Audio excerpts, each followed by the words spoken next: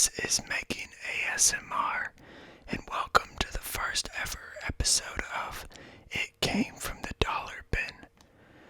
I am a very big gamer, but I didn't ever want to do just gameplay for the sake of gameplay on this channel, so I want to always back it with an interesting premise. And It Came from the Dollar Bin is a series where I'm gonna go to my local video game store and buy a very cheap $1 game that I've never played and play it. And hopefully it can make it more interesting as I find out how the game plays. And I think I'm always going to try to have a prediction beforehand of how I think it'll be and see if it meets that prediction, exceeds it, or falls far short of it. And for the first episode, I went to my local game store and picked up a copy of Treasure Planet for PlayStation 2. $1. That's why it's called It Came from the Dollar Bin. So, I have never played this game, but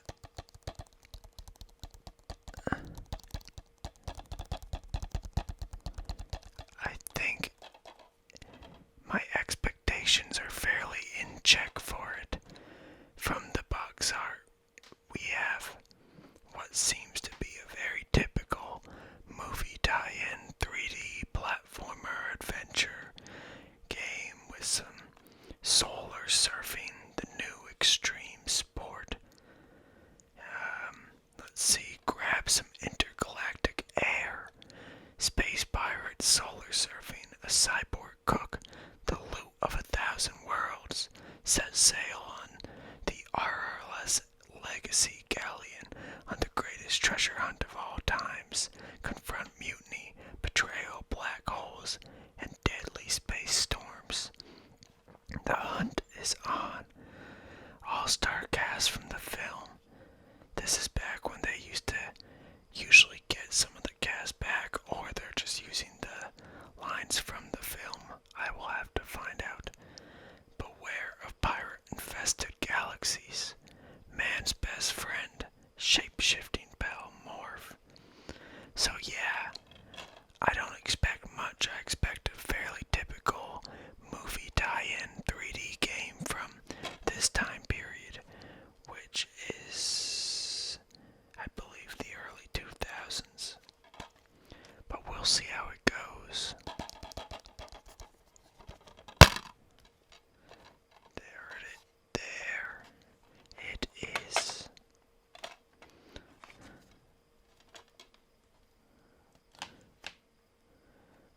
Let's pop it in. I was a real sucker for these movie tie-in games as a kid, but I have learned since that they are usually rushed out of development to meet dates so they sell with the movie. So we'll see how this one goes. Disney Interactive. So my expectations for this game are a 3D platformer with maybe some combat, with a racing, flying mechanic apparently. And I think it's all gonna be pretty janky. That's my expectations. The movie games I grew up with, I played The Incredibles, I played the SpongeBob SquarePants movie, and I bought the Ant Bully for some reason. I don't know why, because I never watched the Ant Bully, but I did buy it. So, that just shows you the type of gamer I was back then. If I'm ever reaching out of frame, I'm trying to configure the capture. I have a very old capture device, and I think it's always up to no good. It will cut out every now and then, and it might freeze and I have to restart it.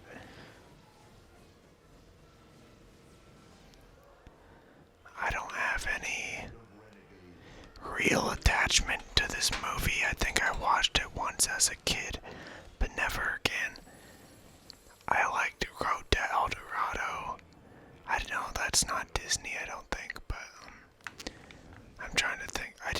watched this, I might have watched the Atlantis one a lot more. But here we go. I'm gonna try to edit the game volume to be low enough so it doesn't interfere with the ASMR. Yes, I would love to save. I'm definitely gonna come back to this.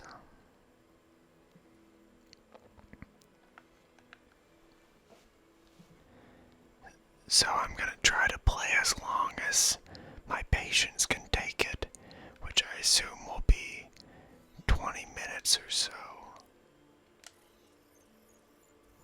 It's only $1, right? Oh, look at this guy.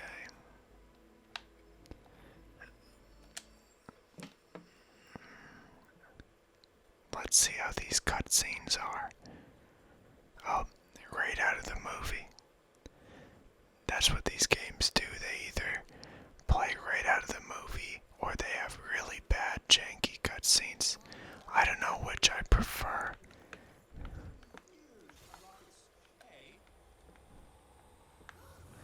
I might skip the cutscenes for these videos or I'll just keep talking over them. I worry YouTube might flag me if it sees Treasure Planet video. I'll skip it. I don't want them to flag me for Treasure Planet video ripped from the game. What is up with this resolution?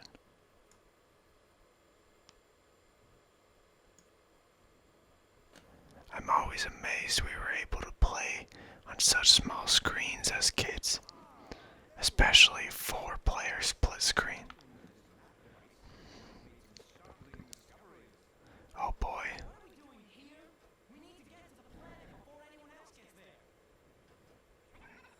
Treasure Planet, that's where we gotta go.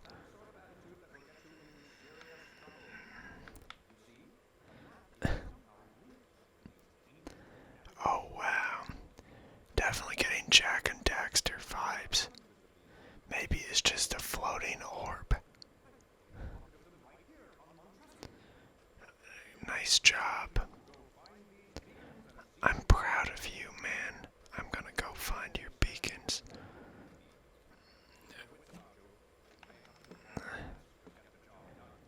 Oh boy, I love Task.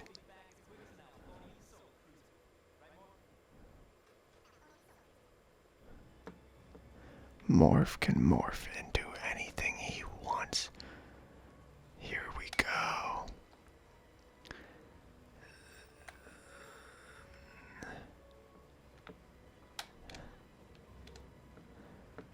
Oh, I got this, no problem. Yeah, boy. Nice job, team.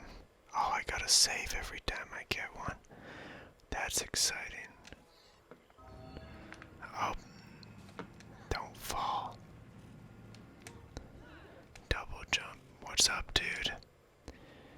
Hello there, boyo. Yes. Yeah. I don't know the movie well enough to tell if these are the actual voice actors. They did it more often than not back in the day, whereas nowadays I think they... Oh no. Collectathon. I love collecting 100 gold doubloons.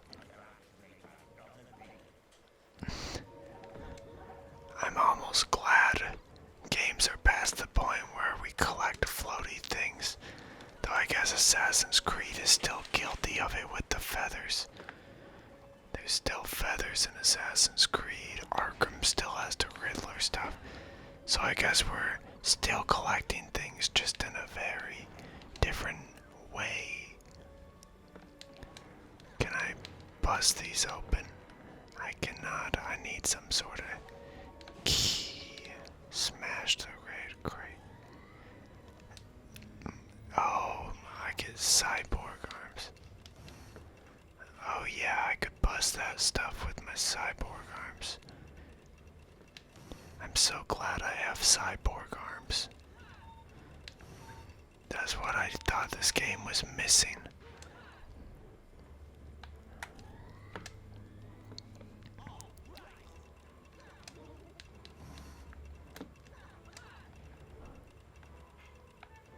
So there's another one. I gotta get 7 of these. Just go easy on me, come on. Oh boy. Oh, some physics, some early, well, at least the illusion of physics. Where's this last chest? I don't think those guys attacked me, so I just killed them for no reason. But that's what these games were all about. All these action platformers, they never explained to you who the enemies were. They were just the creatures of that planet, and you would just beat the crap out of them. That's all the explanation you needed. In Conker's Bad Fur Day, they had a joke where the enemies see you and they're like, hey, who's that guy? And they're like, I don't know, let's beat the crap out of him. And it was pretty much riffing on the fact that there is never a reason for the enemies in these games. They're just hapless inhabitants of the world, and you show up and beat the crap out of them. It's a great thing to do as a kid. Invade other... help. I'm so glad I remembered I did that.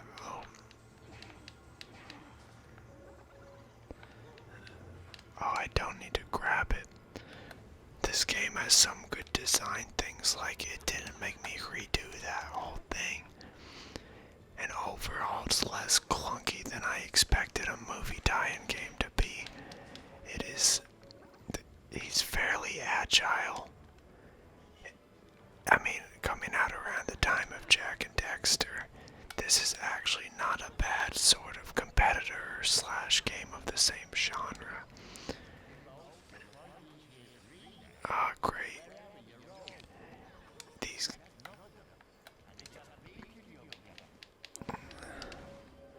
These games just think you can't have too many things to collect. There's just tons of them. It's like Banjo-Kazooie, love that game, but jeez, how many things are we supposed to collect? Music notes, those pages, those feathers. I think there was feathers. Those different colored Jingo guys, I don't know what they were called. Jingo, I think.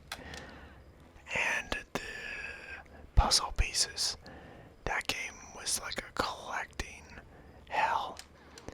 And there was so much that you had to get in order to even get the true ending of the game. Oh no. Oh no, I'm not doing very well. There was so much you had to get in order to get the true ending of Banjo-Kazooie. Okay, I'm faulting this game now because they didn't save the ones I cut. How dare they? How dare they not accommodate me falling off a cliff?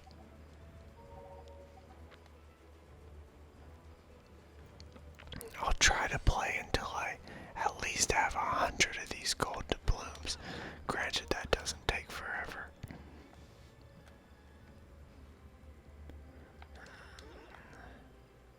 Correct me if I'm wrong, but I think early 3D platformers, at least some of them, didn't have shadows, which made it really hard to tell if you were going to land on a platform or not. So it is nice that this game does have shadows under your feet, because when I make the jump to this boat, it would be really scary if I were not able to tell that I was even close to landing on it.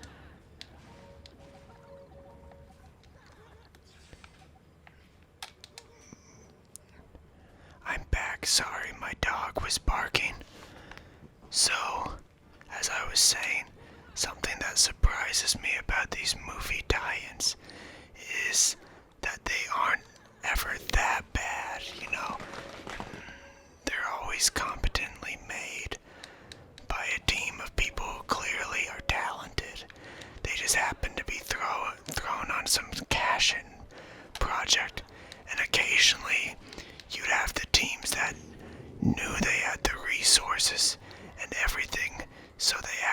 some heart into the movie tie-in games. And those are games like Spider-Man 2 was really good, as well as King Kong. The King Kong game was a fun first-person shooter. It was funny, I think the game was called Peter Jackson's King Kong, which the movie wasn't even called, so therefore the game that he had nothing to do with was called Peter Jackson's King Kong, but the movie had much more to do with it. What is this? This is letting me jump high or something. What is a helping hand? I was testing if it let me grab onto ledges. It doesn't. Give me more time. I love this helping hand.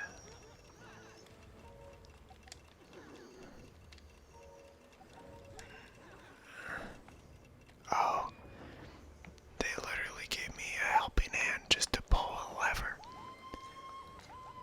Usually when you have a power up in a game, it accomplishes something exciting. If you hear a very faint snoring, that's my dog behind me. I let him in here so he would stop barking, but now you might hear some very faint snoring because he's a very nasally dog.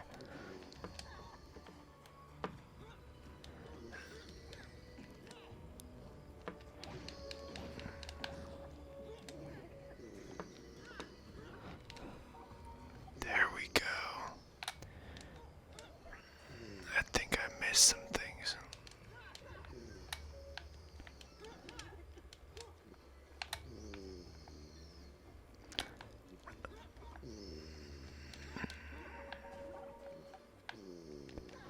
I think this game is definitely owes a lot to Jack and Dexter in those sorts of games, but I can't fault it too bad. I think this sort of game has just inherently aged pretty badly because gameplay and mechanics have gotten so much more in depth, so much more varied. Like, I think that's why the 3D platformer has seen better days, is simply because it's not that interesting anymore. If you have a game like Assassin's Creed, and I don't even like Assassin's Creed for a lot of reasons, but Assassin's Creed introduced climbing in such a dynamic way, just hopping from platform to platform seems pretty trivial, to the point that the genre had to evolve. I think that's why Super Mario Odyssey worked, is because it had the capping mechanic, keeping it fresh. Oh no. In these old games, it was literally all jumping, and no one wanted to do that. Well, no one wants to. I did it plenty as a kid. I played SpongeBob Battle for Bikini Bottom, and that game, I might revisit that game or the SpongeBob SquarePants movies games in my trip down memory lane series. We'll see. Maybe Treasure Island is gonna really do me in and put me out of these 3D platformers though.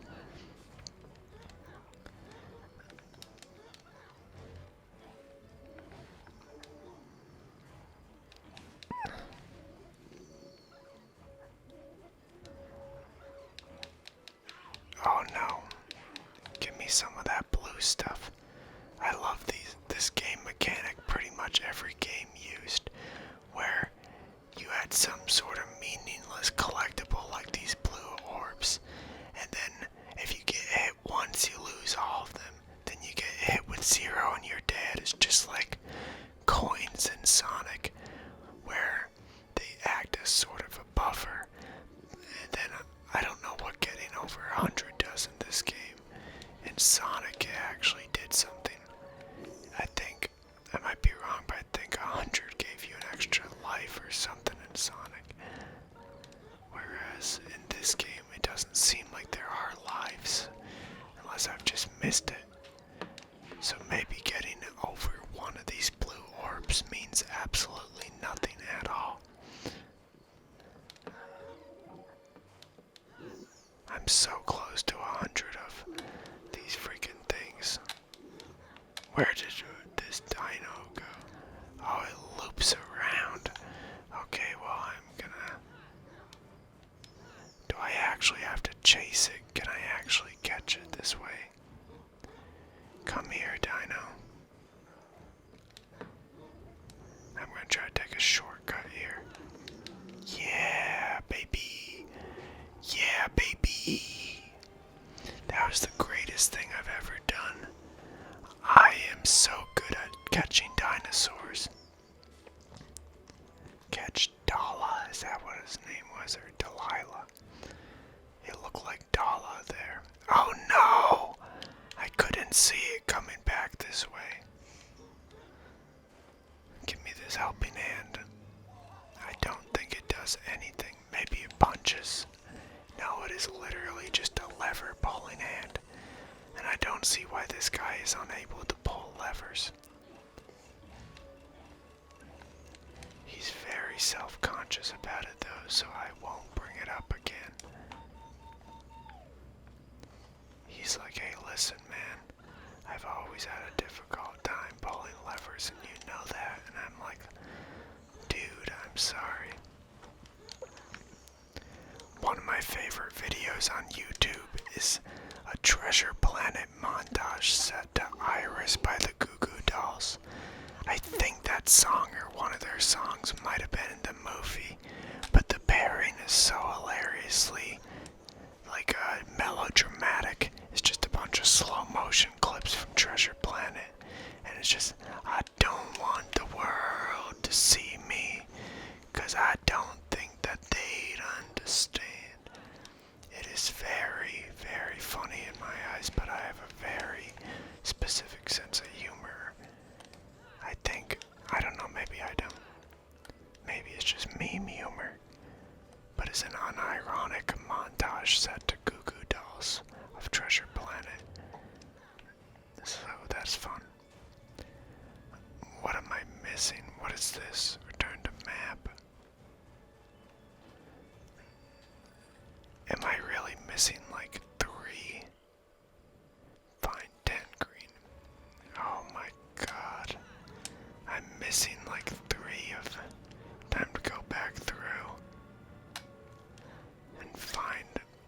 I can't believe they have actually exactly 100.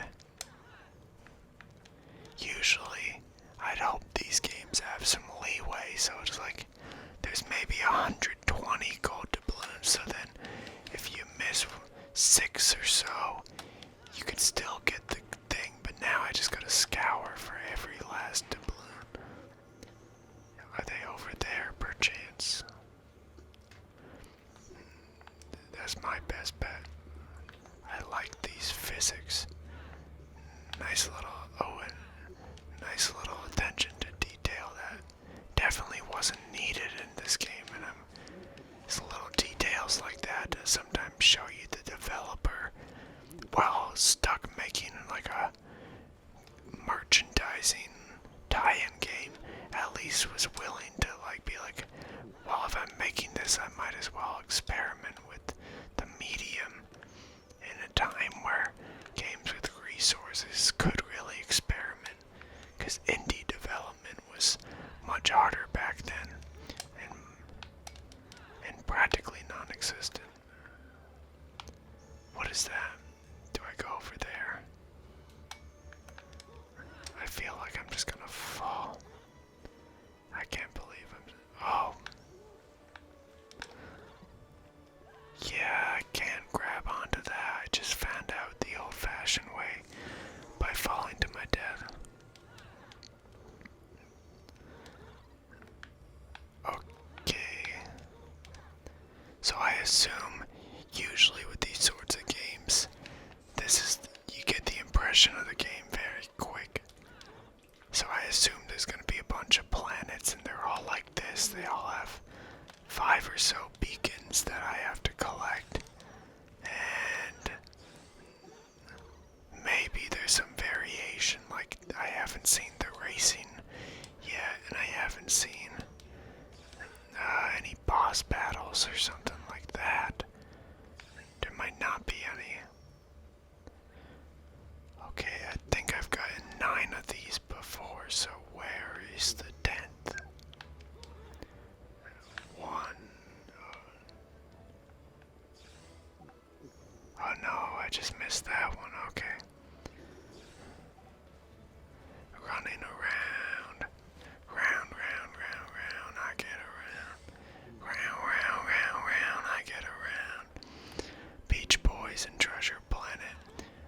natural of a pairing as Goo Goo Dolls and Treasure Planet.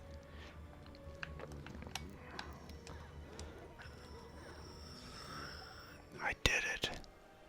And there's like a cassette. What comes up? Is that a tape recorder? Morph. Thank you, Morph.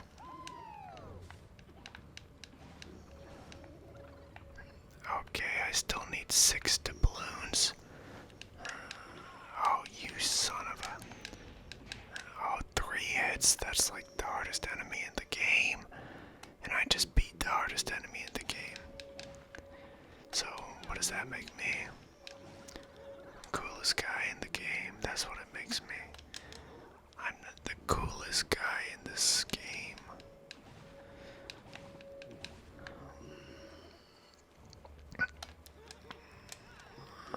So Treasure Planet, if I'm not mistaken, was a sci-fi reinterpretation of Treasure Island, and it was one of Disney's first movies where they combined their traditional 2D animation and their 3D animation to a very strange effect. It still looks kinda cool, but if you go back and see it, it's very jarring because the 3D just wasn't nearly as polished as the 2D was able to be. Oh God, show me the doubloons, please, for the love of God. What game am I playing now? Oh no, I was playing God of War for PlayStation 4, and there's points where I just got so lost. Oh yeah, that's how you kill 2 guys. I just spent so long looking around for those things, those whatever things you break, the seals you break to open the chest, and some of them I just couldn't find. Then they'd be in like the most obvious place possible. Okay, maybe it's around the back of this house, if I didn't check there. Oh no, all I did was catch this dino to knock it out and put it to sleep. Oh, there we go. I had no reason to catch that dino. I just chased it and punched it in the head. There we go. I'm gonna blame the game for that. They cheated by putting the boat there. Okay. Oh yeah, baby. That's right. This game didn't stand a chance against me.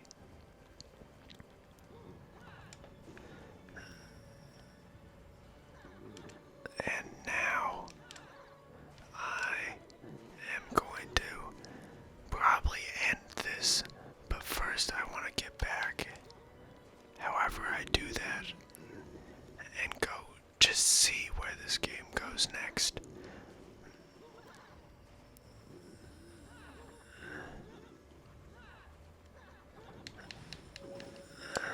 Okay.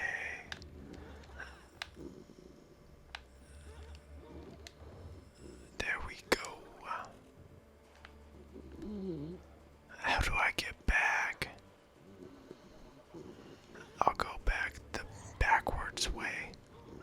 Maybe that makes the most sense.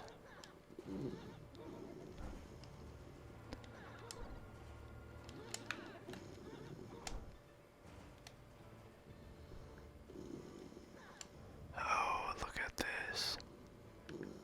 Wait. Oh. What is this? Oh, okay, I see. Never mind.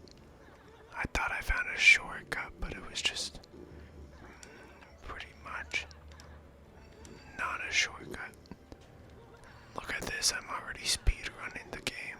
Just got it, and this must be the top 10 speedrun world records of the first level.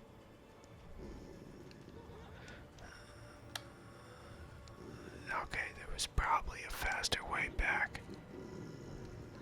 I know there was, because I did it before.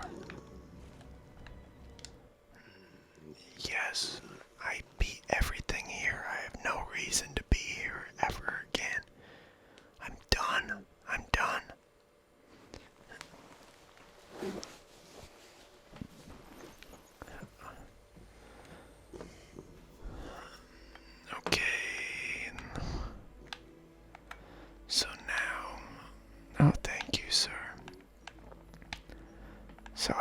be cliff tops, then there's ore refinery.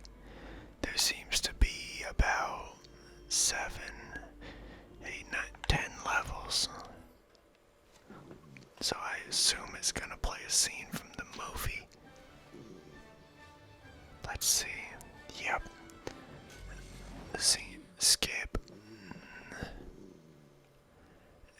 And that is Treasure Planet, the game. Overall, I'd say it exceeded my expectations. It was exactly what I thought it'd be, if maybe a little more Jack Dexter than I expected.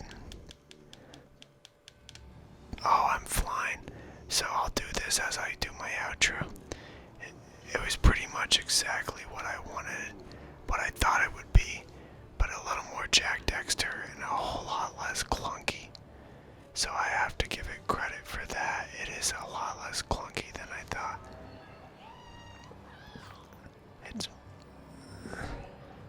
It's way more competent than any movie tie-in game should be. And hell, this is pretty fun even. Back in the day, yeah, I would have loved this crap more than I loved the Ant Bully, because I never played the Ant Bully.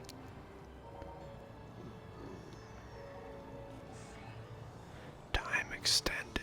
Thank you, God. Oh, God. I'm actually getting into this game. I was trying to end the video. Let's go in here. This reminds me of the speed bike, or hoverboard, rather, races from Jack and Dexter. No, Ratchet and Clank. I think there was also races in Jack and Dexter. Jack 3 had car stuff. Jack 1 maybe had races. Oh, God. You gotta lend it to developers back then. They didn't have the option to patch games, so whatever they released was the final game. So if your game came out buggy, it's buggy forever. This game is not very buggy, so good on them. Okay, well that about does it. Thank you for watching my first episode of It Came from the Dollar Bin. I hope you liked the concept, and I hope it leads to a lot of fun episodes. Thank you so much. Subscribe for more, throw it a like, and I hope you found this relaxing and entertaining.